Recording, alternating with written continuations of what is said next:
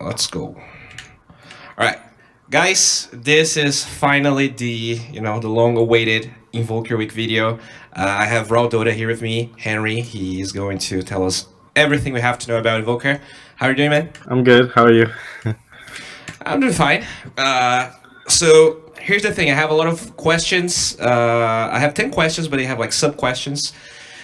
First of all, when do you pick Invoker? Like, do you feel like this here is necessarily the 10th pick, or can you get away with 8 and 9? And when do you absolutely never pick Invoker? I think the first thing that anybody should look for is if they're naturally a bunch of heroes that are going to have magic immunity and you have no setup, or you don't have anyone else, like your mid heroes kind of prioritize to take buildings instead of become some kind of spellcaster in this patch. It's mostly about what Invoker doesn't do as opposed to what Invoker does do, because Invoker can cover a lot of ground in terms of flexibility and versatility, but one of the things he doesn't really do is he doesn't take buildings, and he doesn't really fight well against supports and early pressure. So certain kind of drafts, especially in pro games like Chen drafts and you know push strategies and things like this, Invoker really struggles against. The first 10 minutes are definitely his weakest point in the game, so drafts that take huge advantage of that are hard for Invoker. And then just stuff that can jump backline, chase, naturally goes BKB, doesn't care about Ice Wall, Cold Snap, Tornado. So heroes with a very high move speed, magic immunity, stuff that jumps the backline, BKB buying heroes, 4-staff heroes, high mobility heroes, all these things Invoker kind of struggles against. But the nice thing about the heroes, there's pretty much a way to play Invoker in basically any game.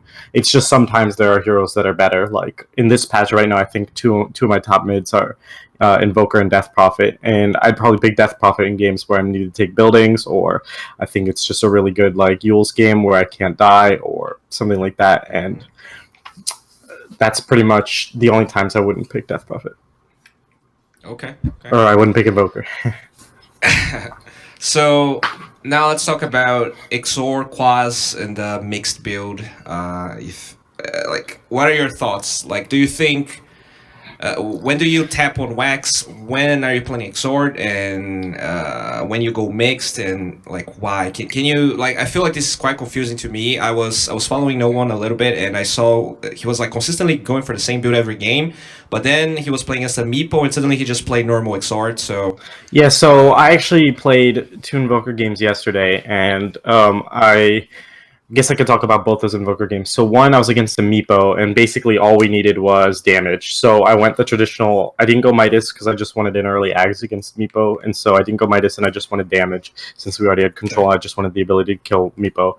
I think generally Meepo doesn't really care about Cold Snap. He doesn't care about EMP, and so you only really use the Tornado as setup for a Meteor Deafening Blast combo, which both the damage comes from Exort, and so Exort's definitely like your highest damage spell against the Meepo. His mana pool isn't really too big to take advantage of a full level EMP because it only does the damage based on the mana it actually burns. So he's usually playing at a half mana on all the Meepos anyways because he's poofing it all the time, so it's not going to do full damage. So Quasweck's pretty bad against Meepo in general, and you'd rather just have the max out damage, and so maybe 2-3 points in Wex, 5 points in Quas, and max the Exort. I think the what people are calling like a hybrid Invoker build is basically really strong in games where the Invoker is almost necessitated to move around the map and be useful. And I think the higher MR you go, the more and more likely that becomes, just because people play the game faster. But yeah. Exort is just superior in your lane. So one of the matchups that I do that kind of build pretty much all the time is Kunkka, because he's pretty. You can't go Quaswex against Kunkka just because your damage is very low, and he has good base damage even if he doesn't have the deny on Tidebringer anymore. And he doesn't care about EMP at all. It doesn't affect him at all. So if you're in, obviously the Cold Snap with low damage is not going to do much at all to him. So if 2 out of 3 of your spells in the lane are not strong against the hero, then obviously Exort's the answer. But as you go later, I think Spirit Vessel is really good against Strength Cores, and the Cold Snap Spirit Vessel is really good against heroes with bad animations. So I think Cook is one of them. It's really hard for him to cast X Mark, Torrent, any of his spells when he's like perma Cold Snapped. So I think that plus draining all his mana and then just kind of isolating him. Kunkka can't really play Dota without mana. He's just a walking useless hero. In the mid game before he has like BKB Radiance if he's just got no mana and his Cold Snap can't cast spells. So I think it's really good against him. And usually you want to just survive the lane with good points of Quas and then leave the lane. So against, for example, Kunkka, I'll just go like 2-0-2 and then see from there if I need any more points in quads or exort, and then eventually just max the Wex out. I see. All right, okay. Now, do you have any lane tips?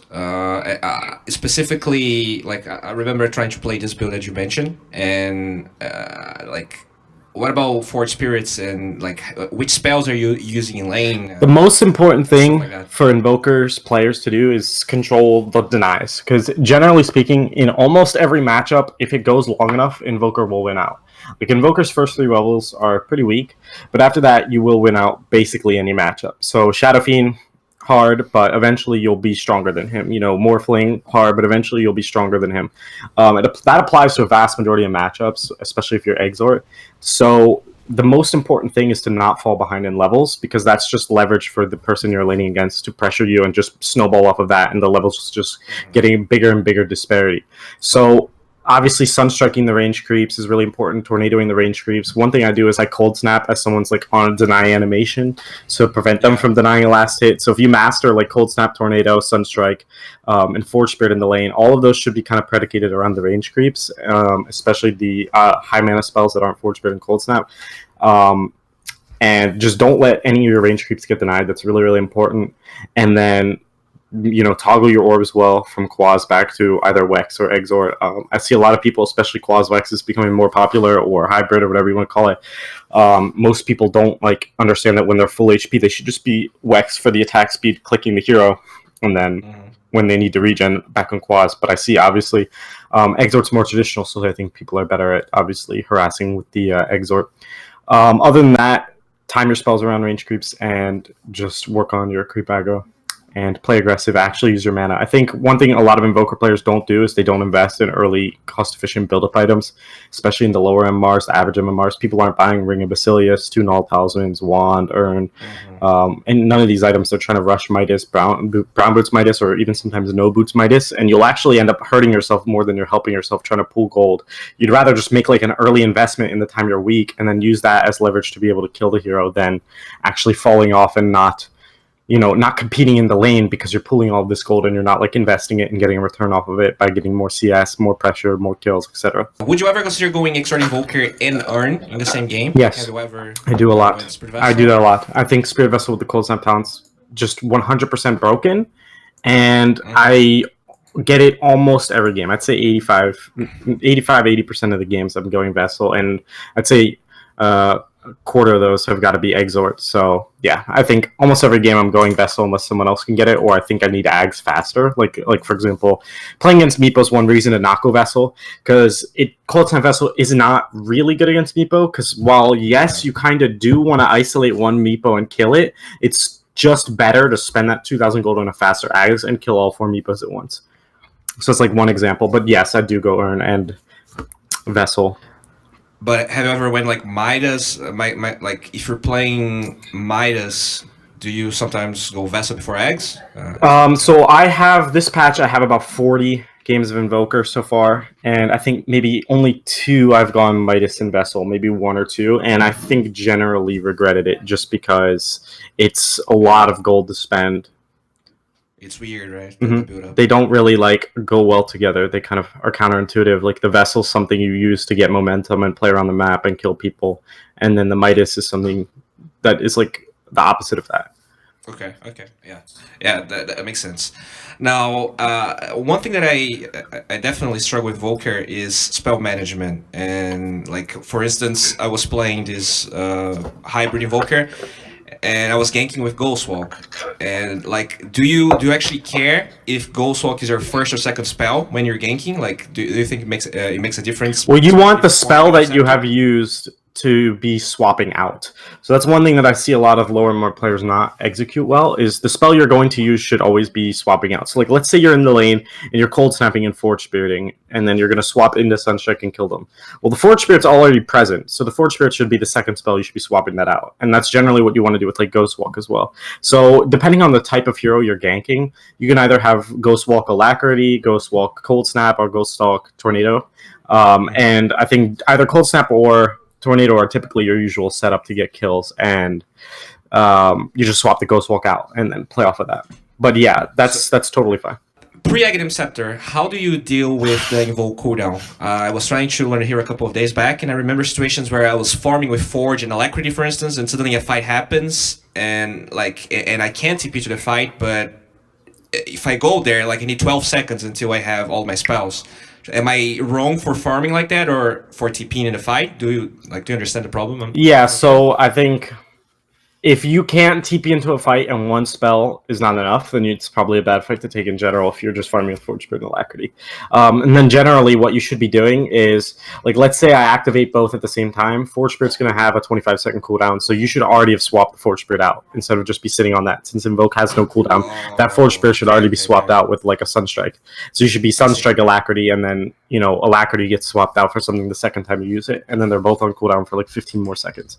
And so that's kind of how you manage the spell management while farming, because then you'll have used Forge Spirit and Alacrity, but your kit will look like Tornado Sunstrike or something like that. Okay, that's actually really cool. I never thought about that. But it makes sense. Now, talk to me about Ring of Basilius, because you actually mentioned it. Do you think the item is that good? Yes. Like, most invokers I've seen are going for it every game, and you know I see the benefit of the armor in the mana region. But don't you feel like it's a big investment for, you know, when you can just go like Clarities? And I think Basilius is really good because all Invoker needs to have a good game is to not be a bad pick. It doesn't even have to be the best pick, but as long as it's not a bad pick and you're comfortable and good with the hero for your bracket, and then do okay in your lane. So it's just an item that helps your lane. And one thing I do with Basilius, if it is like an exorbitant price that I've spent, maybe my gold efficiency is not too good, maybe I didn't have the best lane, what I do is I split it up and I buy an urn. So I take the Ring of Protection out of the Basilius, and I'll just keep the Sage Mask. And then you're only losing like 150 gold, because you can either sell... Obviously, if you sell the Sage Mask, you're going to get back 160 gold. And then if you don't sell the Sage Mask, one thing I do is I turn it into Meteor Hammer a lot, which is an item I really like on Invoker.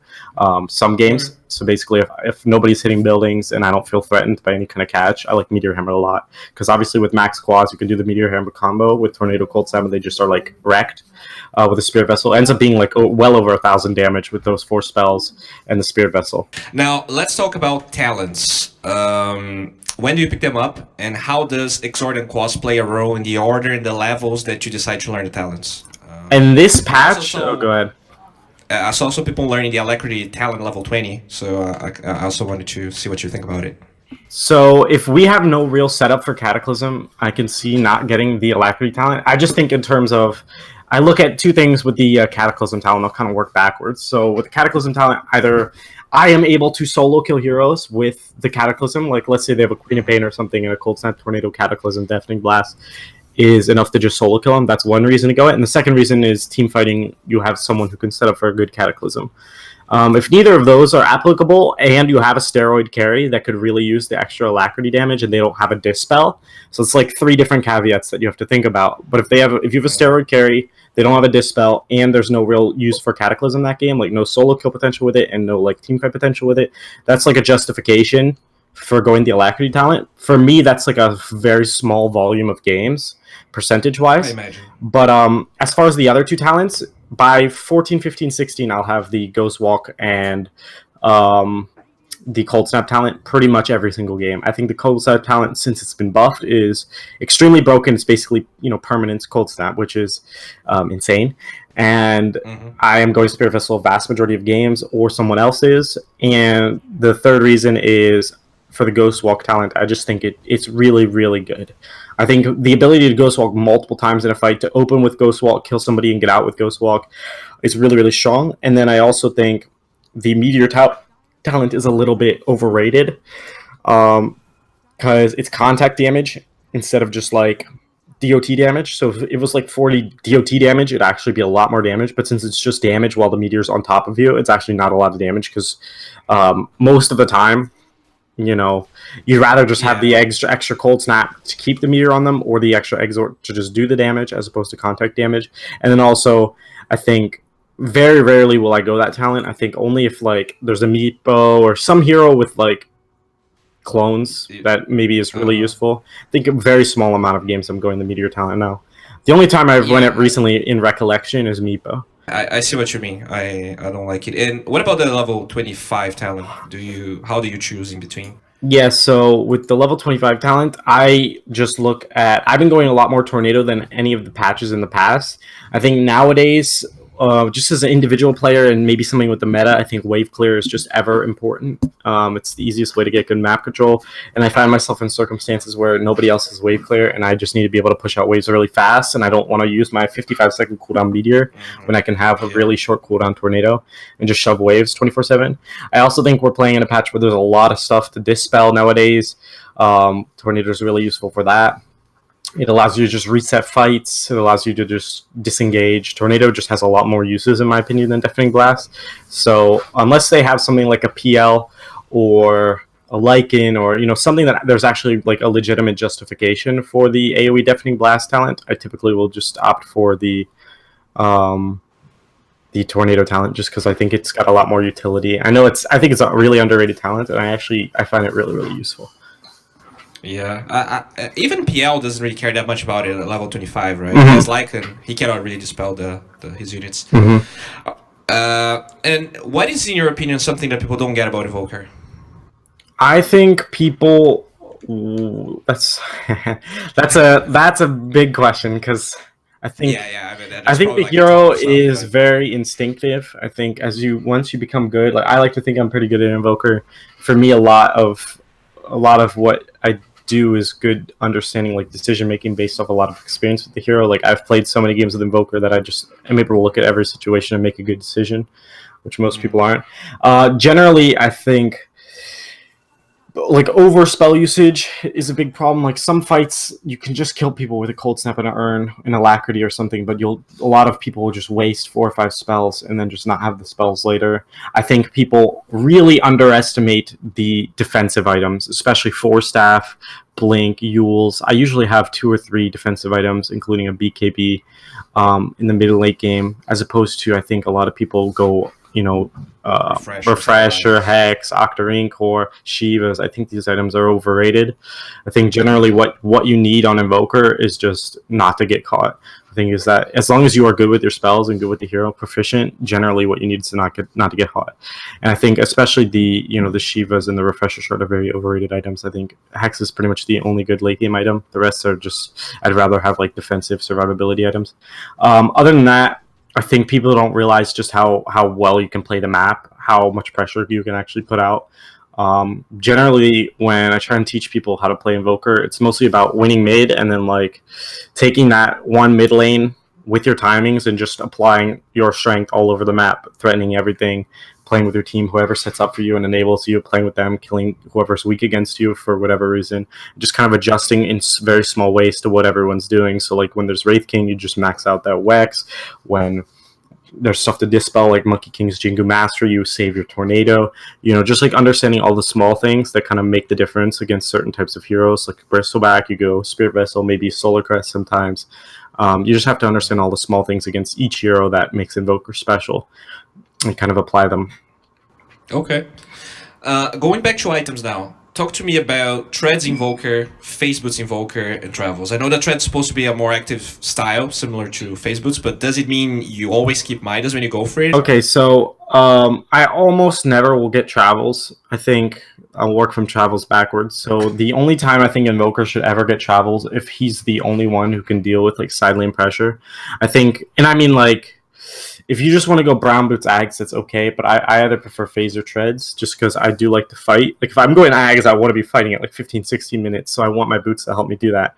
This patch, 90% of the time, I've been going Phase boots, and that wasn't the case for the past. I think especially with the hybrid Invoker maxing Wex that people are doing now, and then with Quaz Wex, those are 90. I'd say maybe not 90. 80% of my games are Quaz Wex or just like 2 points in Quaz and Eggs or. What? My food is here, sorry. Can you give me 2 minutes? Sure. We're talking Phase Boots and Treads, right? Yeah, so I think Treads is basically, but for me, Phase Boots and Treads are both fighting items. They just are applied differently. So Treads is mostly like when people are going to fight around mid, And phase boots is mostly when I'm going to leave mid to apply pressure in other lanes and I want to be moving around the map more.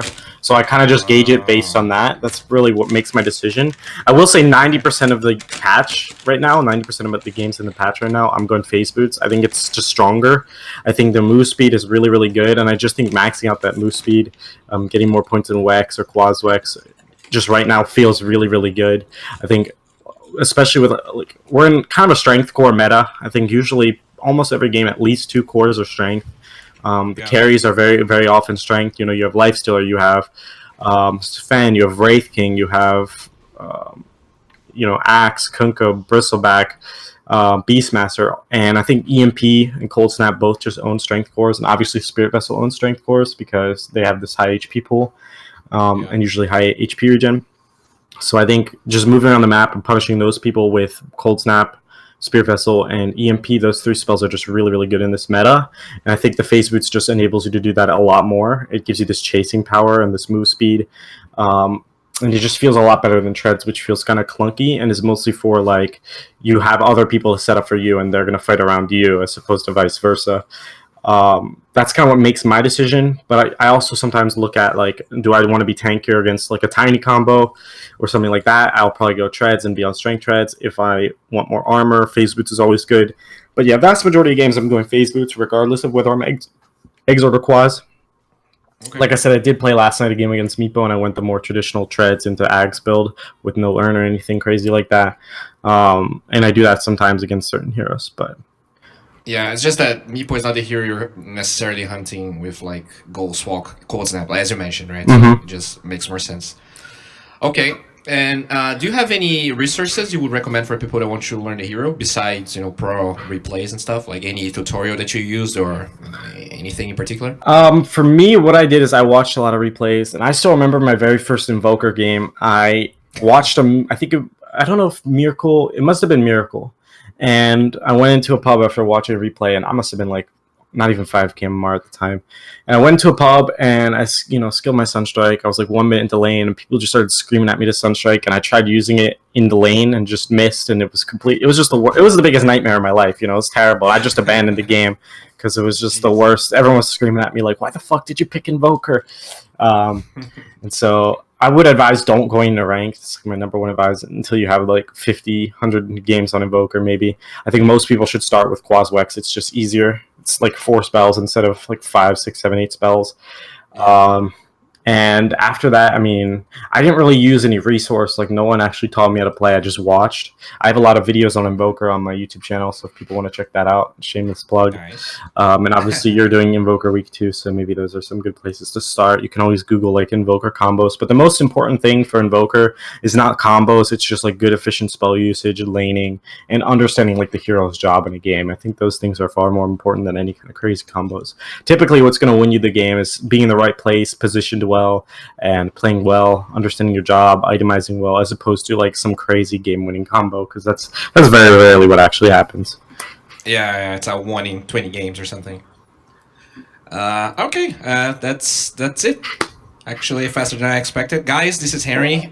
You can follow him on YouTube. Your channel is Raw Dota? Or It's youtube.com/Raw Dota. And I stream on YouTube now, so you can catch my stream at nighttime, US East, early morning Eastern European time. And you can also follow me on Twitter at HenryDota2. All right. Do you have anything else you want to say to people who want to learn Invoker? Get good scrubs. I'm just kidding. All right, man. Thank you very much for being a part of this. It was a pleasure having you. Hopefully, I can improve my Invoker as well. Cool. Let me know if you have any more questions. All right.